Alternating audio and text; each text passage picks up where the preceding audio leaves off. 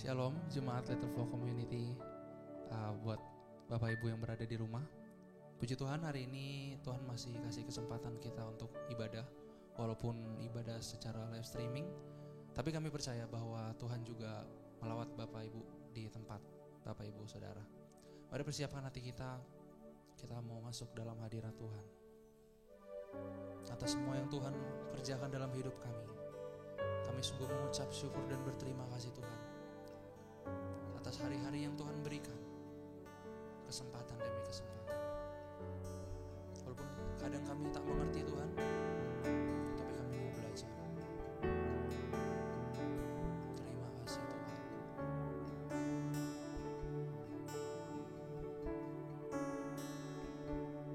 Yang dulu tak ku mengerti, sekarang kau buat mengerti. Kau singkapkan mataku dengan kasih-Mu yang tak pernah ku pikirkan, sungguh tak kau sediakan. Kau curahkan berkat-Mu limpah dalam hidupku.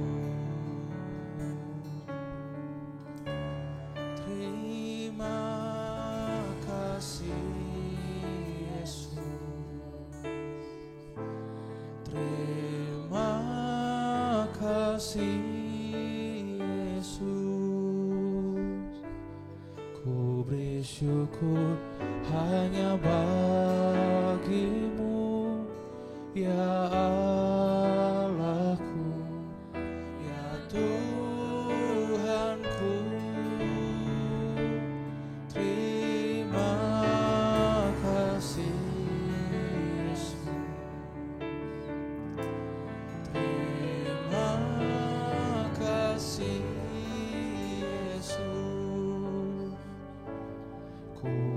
Syukur hanya bagi-Mu, terima kasih Yesus. Yang dulu tak ku mengerti, sekarang ku mengerti. Yang dulu tak ku mengerti, sekarang Kau buat mengerti. Kau singkapkan mataku dengan kasih-Mu yang tak pernah ku pikirkan, sungguh tak Kau sediakan. Kau curahkan berkat-Mu limpah dalam hidupku. Terima kasih Terima kasih Yesus. Ku beri syukur hanya bagi-Mu, ya Allahku, ya Tuhanku. Terima kasih Yesus. Terima kasih Yesus. Ku beri syukur hanya bagi-Mu. Terima kasih Yesus. Terima kasih Yesus. Kasih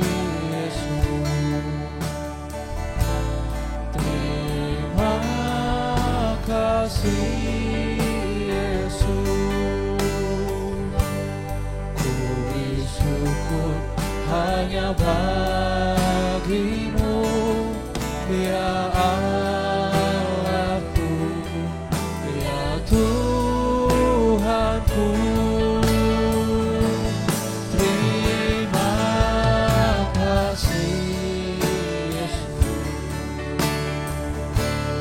Terima kasih Yesus.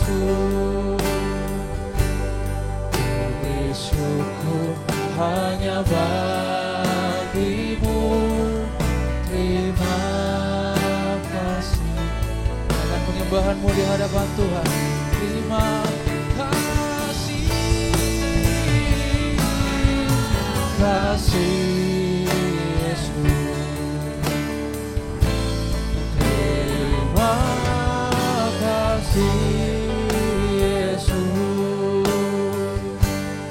Beri syukur hanya bagimu, Dia Allahku, ya Tuhanku.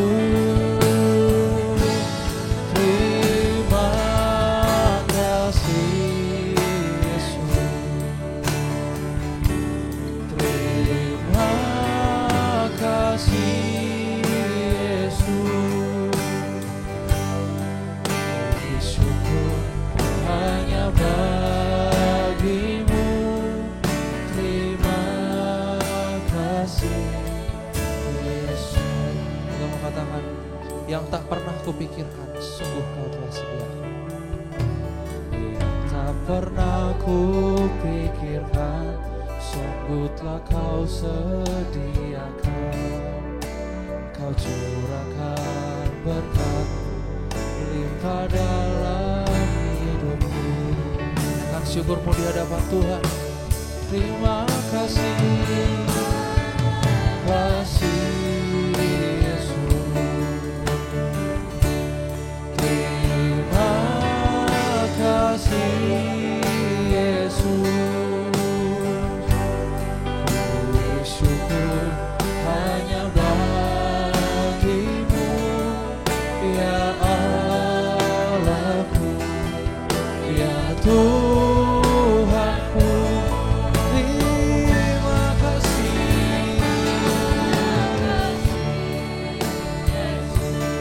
terima kasih, kasih Yesus. Beri syukur hanya bagimu. Terima kasih. Lagi di hadapan Tuhan, naikkan syukurmu. Terima kasih, kasih Yesus. Terima kasih Yesus. Beri syukur hanya bagimu, ya Allahku, ya Tuhanku. Terima kasih Yesus. Terima kasih Yesus. Beri syukur hanya bagimu. Terima kasih Yesus. Mari kita menyembah di hadapan Tuhan. Oh, terima kasih buat kesetiaan-Mu dalam hidup kami. Terima kasih buat kesetiaan-Mu, berkat-Mu bagi setiap kami. Berterima kasih. Kami sungguh mengucap syukur di hadapan Tuhan atas semua berkat yang Kau berikan bagi kami.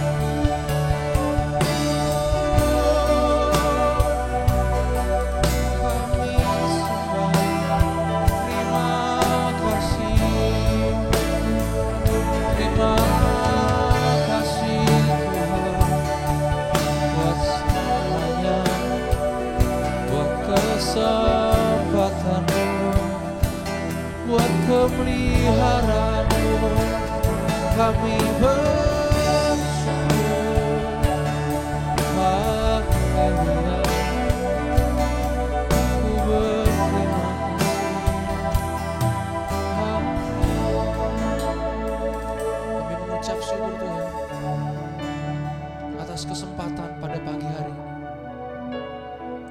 kami ibadah secara online, walaupun kami hanya live streaming, tapi kami percaya Tuhan, kehadiran-Mu nyata dari rumah ke rumah. Bagi kami yang menyaksikan, kami sungguh mengucap syukur Tuhan. Dan kami mau berkata, terima kasih Tuhan. Terima kasih. Naikkan pujian-Mu di hadapan Tuhan. Jadikan saat-saat ini saat-saat penyembahan. Terima kasih Tuhan. Ku beri syukur hanya bagi-Mu, ya Allahku. Terima kasih Tuhan. Terima kasih. Sungguh berterima kasih Tuhan.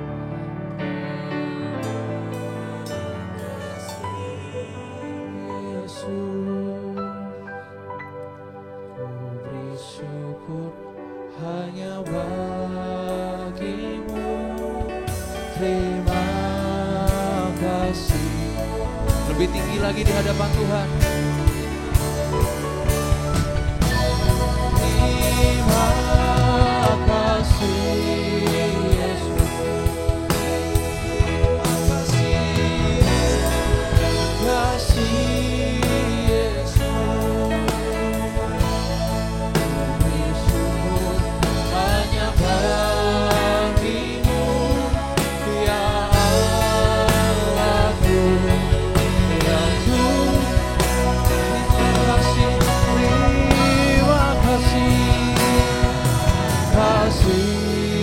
Yesus. Terima kasih Yesus. Ku beri syukur hanya bagi-Mu. Terima kasih Yesus. Ku beri syukur bagi-Mu, hanya bagi-Mu. Terima kasih. Sekali lagi, dengan sungguh ku beri syukur. Ku beri syukur hanya bagi-Mu. Terima kasih Yesus.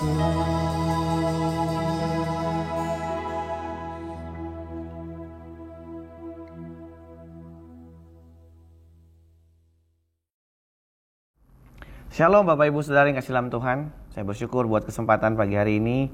Saya boleh diizinkan untuk berbagi firman Tuhan kepada Bapak Ibu Saudara. Mari kita berdoa. Kami bersyukur Tuhan pagi hari ini untuk anugerah Tuhan yang luar biasa. Kami boleh beribadah bersama-sama secara online. Dan biarlah Tuhan sebentar firman yang ditaburkan boleh menjadi kekuatan bagi setiap kami. Dan kami boleh terus hidup di dalam kebenaran-kebenaran-Nya Tuhan. Kami serahkan hidup kami dan waktu ini ke dalam tangan-Mu. Dalam nama Yesus kami berdoa. Haleluya. Amin. Amin. Shalom Bapak Ibu Saudara yang kasih dalam Tuhan. Pada pagi hari ini saya ingin mengajak kita untuk merenungkan sebuah kebenaran firman Tuhan yang saya beri judul Ketika Allah Diam. Bapak Ibu, seringkali kita berharap bahwa segala sesuatu yang kita minta, segala sesuatu yang kita tanyakan, kita gumuli, selalu dijawab oleh Tuhan dengan segera. Dan ketika apa yang kita tanyakan kepada Allah, apa yang kita minta kepada Tuhan, langsung dijawab Tuhan, maka hal ini membuat kita semakin yakin dan beriman bahwa Allah itu ada, Dia hadir, Dia menyertai, Dia berkuasa, dan seterusnya. Hal ini tentunya tidak salah Bapak Ibu, karena memang Allah mendengar dan menjawab doa kita. Tentu sesuai dengan kehendak dan waktu Tuhan bagi kita semua. Dia adalah Allah yang menyertai, Dia adalah Allah yang berkuasa, Dia adalah Allah yang hidup. Akan tetapi, kita juga harus memahami kebesaran, kedahsyatan, kemahakuasaan Allah bukan saja ketika Allah menjawab dan mengabulkan doa serta seluruh permintaan kita saja. Ada sebuah dimensi iman yang harus kita pahami dengan baik, yaitu bagaimana ketika Allah seolah-olah diam. Bagaimana jika dia seolah-olah tidak mendengarkan doa kita? Hal ini pernah dialami oleh seorang nabi yang bernama Habakuk. Dalam Habakuk pasal yang pertama ayat yang kedua, firman Tuhan berkata, "Berapa lama lagi Tuhan, aku berteriak tetapi tidak kau dengar. Aku berseru kepadamu penindasan, tetapi tidak kau tolong." Bapak Ibu, dalam kitab nabi-nabi biasanya berisi penglihatan, nubuatan, dan pesan-pesan Tuhan untuk disampaikan kepada umatnya.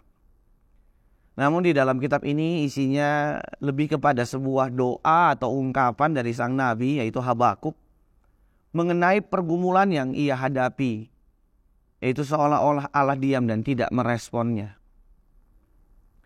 Habakuk bertanya kepada Allah, "Berapa lama lagi Tuhan? Atau mengapa Tuhan tidak menolong?"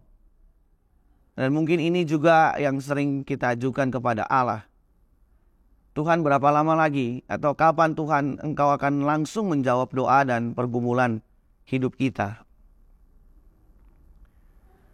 Pergumulan Habakuk bukan saja sampai di situ, Bapak Ibu Saudara. Kalau kita baca di dalam ayat yang ke-5 dan ayat yang ke-6, firman Tuhan berkata, "Lihatlah di antara bangsa-bangsa dan perhatikanlah, jadilah heran dan tercengang-cengang, sebab aku melakukan suatu pekerjaan dalam zamanmu yang tidak akan kamu percayai jika diceritakan. Sebab sesungguhnya akulah yang membangkitkan orang Kasdim, bangsa yang garang dan tangkas itu, yang melintasi lintang bujur bumi untuk menduduki tempat kediaman yang bukan kepunyaan mereka." Di sini Habakuk juga melihat bahwa Allah justru membangkitkan orang Kasdim, bangsa yang sombong, karena merasa dirinya kuat, bangsa yang keji terhadap bangsa lain, untuk menindas umat Allah atau umat pilihan Allah. Tentu hal ini membuat Habakuk tidak dapat memahami lagi mengapa Tuhan berbuat demikian. Hal ini kemudian dia tuangkan di dalam ayat yang ke-12 dan ayat yang ke-13. "Bukankah Engkau ya Tuhan dari dahulu Allahku yang maha kudus, tidak akan mati kami? Ya Tuhan, telah Kau tetapkan dia untuk menghukumkan. Ya gunung batu, telah Kau tetapkan dia untuk menyiksa. Matamu terlalu suci untuk melihat kejahatan, dan Engkau tidak dapat memandang kelaliman. Mengapa Engkau memandangi orang-orang yang berbuat khianat itu, dan Engkau berdiam diri apabila orang fasik menelan orang yang lebih benar dari dia?" Ungkapan Habakuk ini menunjukkan sebuah pertanyaan batin yang luar biasa tentang Allah. Bukankah Engkau Allah yang kudus? Bukankah matamu terlalu suci untuk melihat sebuah kejahatan? Mengapa Tuhan diam? Mengapa ketika orang benar ditindas oleh orang fasik, Tuhan seakan-akan diam saja? Bapak Ibu, ada sebuah dimensi dalam perjalanan rohani kita untuk dapat mengenal Allah lebih dalam, lebih dewasa, atau naik level. Kita sering berharap Tuhan menjawab doa dan langsung meresponi kita ketika kita datang kepadanya. Tetapi bagaimana jika Allah seolah-olah diam? Bagaimana jika Allah melakukan sesuatu yang di luar dari apa yang kita harapkan terjadi? Ketika Tuhan melakukan sesuatu yang tidak sesuai dengan keinginan-keinginan kita. Dan terlebih lagi, bagaimana jika pengalaman seperti ini Tuhan izinkan terjadi dalam hidup Bapak Ibu Saudara dan saya? Firman Tuhan saat ini mengajak kita untuk belajar sebuah pengalaman rohani dari seorang Nabi Habakuk, yaitu ketika Allah diam. Mari kita buka Habakuk pasal yang kedua, ayat yang pertama dan sampai ayat yang ketiga. "Aku mau berdiri di tempat pengintaianku dan berdiri tegak di menara. Aku mau meninjau dan menantikan apa yang akan difirmankannya kepadaku dan apa yang akan dijawabnya atas pengaduanku." Lalu Tuhan menjawab aku demikian, "Tuliskanlah penglihatan itu dan ukirkanlah itu pada loh-loh supaya orang sambil lalu dapat membacanya. Sebab penglihatan itu masih menanti saatnya, tetapi ia bersegera menuju kesudahannya dengan tidak menipu. Apabila berlambat-lambat, nantikanlah itu. Sebab itu sungguh-sungguh akan datang dan tidak akan bertangguh. Bapak Ibu, ada sebuah pelajaran rohani yang menarik dari apa yang dilakukan oleh Habakuk. Kita perhatikan beberapa kata berikut ini ya. Aku mau berdiri tegak. Aku mau meninjau dan menantikan. Kata-kata kerja ini menunjukkan sebuah sikap untuk tetap menunggu Allah. Ia tidak berhenti untuk terus menggumulinya dengan Allah. Bahkan ketika Allah kelihatannya diam. Habakuk tetap teguh untuk terus menantikan Allah. Bahkan di dalam ayat 3 bagian yang terakhir tadi dikatakan, apabila berlambat-lambat, nantikanlah itu. Di sini kita melihat bahwa sikap yang Allah inginkan adalah tetap menantikan Dia. Sekalipun kelihatannya lambat, Bapak Ibu. Tentu ini bukan perkara yang mudah. Seringkali kita bisa saja putus asa. Kita bisa capek, jenuh, apalagi jika hal ini sudah berlarut-larut lamanya. Namun di sini kita diajar sebuah dimensi iman yang lebih tinggi, iman yang didewasakan. Di dalam ayat yang keempat dikatakan sesungguhnya orang yang membusungkan dada tidak lurus hatinya. Tetapi orang yang benar itu akan hidup oleh percayanya. Bagian terakhir dalam ayat 4 tadi seringkali dikutip dalam Perjanjian Baru menjadi sebuah ungkapan yang sangat terkenal. Orang benar hidup karena percayanya. Menarik buat kita kata percaya di situ dari istilah bahasa Ibrani emunah. Kata ini menunjukkan sebuah kesetiaan atau tetap setia mempercayai Allah. Di sini kita melihat kata emunah juga dapat diartikan tidak tergoyahkan, stand firm, kokoh. Artinya sebuah kepercayaan tidak dipengaruhi oleh keadaan apapun. Kokoh itu artinya tidak terpengaruh situasi dan kondisi. Jadi ada sebuah pelajaran dari dimensi iman di mana orang-orang percaya yang mau tetap setia mempercayai Allah dalam segala keadaan, termasuk ketika Allah seakan-akan tidak menjawab dan meresponi kita. Termasuk ketika Allah melakukan sesuatu yang tidak kita harapkan. Hari ini kita akan belajar dari Habakuk bagaimana sikap yang benar, bagaimana ketika Allah diam. Yang pertama, ketika Allah diam, kita diajar untuk tetap mempercayai pribadinya bahwa Ia setia. Seringkali kita mempercayai Allah karena perbuatannya. Ini tidak sepenuhnya salah. Tetapi kita percaya kepada Allah bukan sebatas apa yang Allah bisa lakukan. Tetapi karena pribadi Allah itu sendiri yang layak atau dapat dipercayai. Sekali lagi, karena pribadi Allah itu sendiri yang layak untuk dipercayai. Allah itu hebat, dahsyat, karena bisa melakukan mujizat. Oh ya, benar, amin. Dia hebat, Dia maha kuasa. Tetapi jika mujizatnya tidak terjadi, apakah Dia tetap jadi Allah yang hebat buat kita? Oh, Allah itu baik karena Dia jawab doa dan mengabulkan doa-doa kita. Oh iya, betul, amin. Allah memang Allah yang baik. Tapi kalau doa kita tidak dijawab, apakah Dia jadi jahat? Apakah Dia masih jadi Allah yang baik buat kita? Di dalam Daniel pasal yang ketiga, ayat yang ke-16, 17, dan 18, kita akan melihat sebuah cerita yang menarik di sana. Firman Tuhan berkata, lalu Sadrah, Mesak, dan Abednego menjawab Raja Nebukadnezar, tidak ada gunanya kami memberi jawaban kepada Tuanku dalam hal ini. Jika Allah kami yang kami puja sanggup melepaskan kami, maka Ia akan melepaskan kami dari perapian yang menyala-nyala itu dan dari dalam tanganmu ya Raja. Tetapi seandainya tidak, hendaklah Tuanku mengetahui ya Raja bahwa kami tidak akan memuja dewa Tuanku dan tidak akan menyembah patung emas yang Tuanku dirikan itu. Cerita ini memberikan sebuah gambaran mengenai dimensi iman yang benar.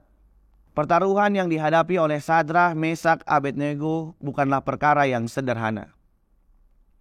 Perapian api yang menyala-nyala sudah menunggu mereka. Tetapi apa yang jadi jawaban mereka? Jika Tuhan yang kami sembah sanggup melepaskan kami, Dia pasti lepaskan. Tetapi jika tidak, mereka tetap tidak akan menyembah patung. Ini adalah sebuah pernyataan iman yang dalam. Mereka percaya kepada Allah bukan sebatas mujizat dan perkara-perkara besar yang dapat Allah kerjakan. Tetapi mereka mempercayai bahwa Allah adalah pribadi yang layak dipercaya. Saya pernah mendengar sebuah ungkapan yang mengatakan demikian. Iman yang besar adalah iman yang dapat memindahkan gunung. Tetapi iman yang benar adalah iman yang tetap mempercayai Allah sekalipun gunungnya tidak pindah. Itu sebabnya Bapak Ibu Saudara yang kasih dalam Tuhan, kita belajar sebuah dimensi iman.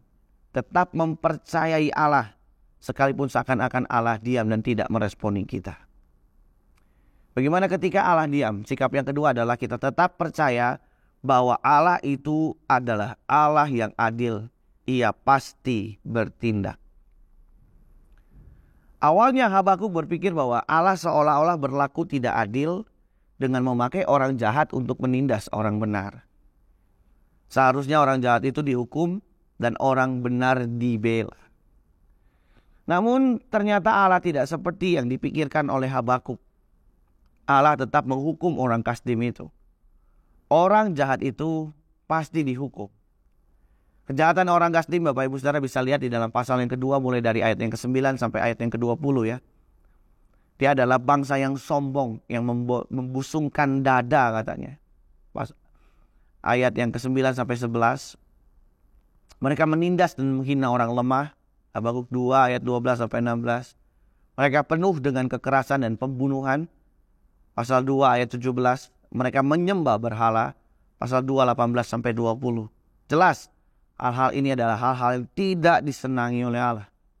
Itu sebabnya Allah tidak tinggal diam terhadap kejahatan. Ia Allah yang adil. Jadi kita tidak perlu khawatir. Allah pasti membela orang yang lemah.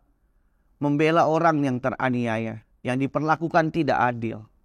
Hari ini kalau kita mengalami ketidakadilan, kita dianiaya karena kita lemah, kita tidak perlu khawatir karena kita pasti dibela oleh Allah.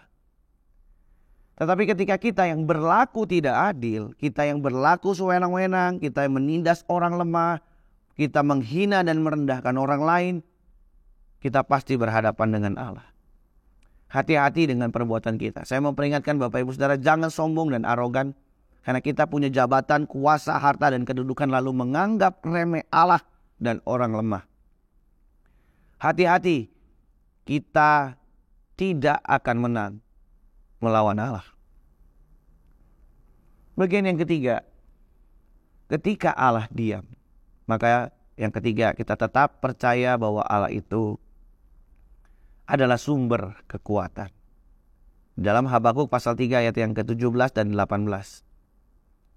Sekalipun pohon ara tidak berbunga, pohon anggur tidak berbuah, hasil pohon zaitun mengecewakan, sekalipun ladang-ladang tidak menghasilkan bahan makanan, kambing domba terhalau dari kurungan, dan tidak ada lembu sapi dalam kandang, namun aku akan bersorak-sorak di dalam Tuhan, beria-ria di dalam Allah yang menyelamatkan aku. Ayat 19, Allah Tuhanku itu kekuatanku, Ia membuat kakiku seperti kaki rusa, Ia membiarkan aku berjejak di bukit-bukit batu.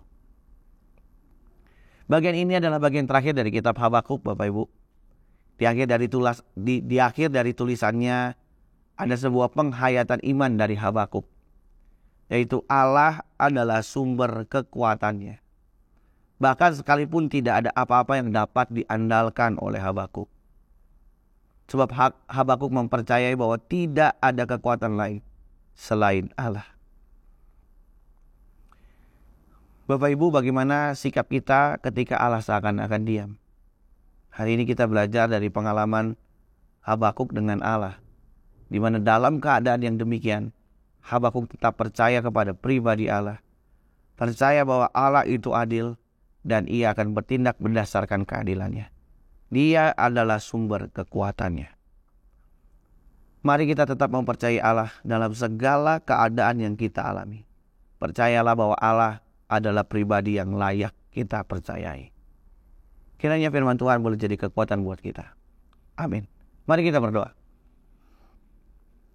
Bapa, kami bersyukur buat firman Tuhan yang boleh kami dengar. Biarlah firman ini boleh menjadi kekuatan bagi setiap kami. Ketika Tuhan seakan-akan dan seolah-olah diam, kami mau belajar Tuhan untuk tetap mempercayai Engkau. Bahwa Engkau Allah yang setia, Engkau Allah yang adil, dan Engkau adalah satu-satunya sumber kekuatan. Engkau Allah yang layak dipercayai. Itu sebabnya kami datang pada hari ini, kami membawa seluruh kehidupan kami di hadapan Tuhan. Dan kami taruh kehidupan kami di dalam tangan-Mu. Kami percaya Engkau Allah yang kuat menopang hidup kami. Menjaga, menolong, melindungi, memelihara hidup kami hari lepas hari. Terima kasih Tuhan. Sekali lagi kami menyerahkan seluruh sidang Jumat-Mu hari ini ke dalam tangan Tuhan. Biar berkat-Mu tercurah atas kehidupan mereka. Bapak Ibu Saudara, arahkan hatimu kepada Tuhan. Terimalah berkat daripadanya. Turunlah kiranya berkat dari Allah Bapa, cinta kasih dari Tuhan kita Yesus Kristus, dan persekutuan dengan kuat kuasa Roh Kudus akan memberkati engkau hari ini sampai selama-lamanya. Amin. Shalom, selamat hari Minggu. Tuhan memberkati kita semua.